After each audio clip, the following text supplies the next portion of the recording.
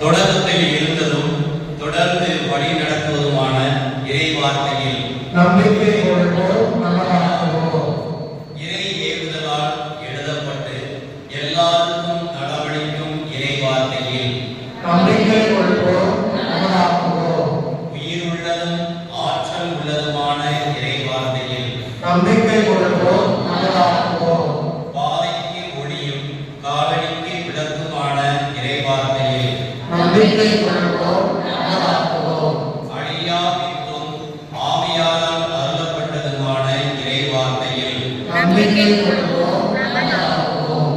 இருண்ட இடத்தில் ஒளிரும் இடத்தான இறைவார்த்தையில்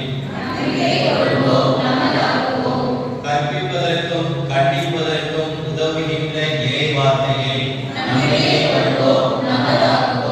சீராக்கவும் நேர்மையில் வாழ தூண்டவும் உதவும் இறைவார்த்தையில்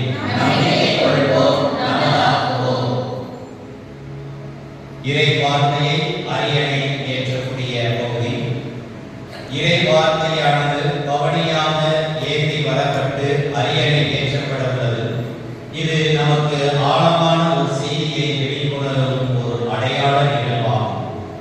இறைவனின் இல்லத்தில் ஒன்றிணைந்திருக்கும் இறை மக்கள் கூட்டத்திற்கு முன்னால் மட்டும் இறை வார்த்தையானது அரியணை ஏற்றப்படவில்லை.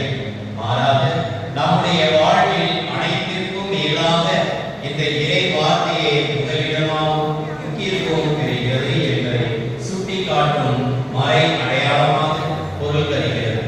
இதன்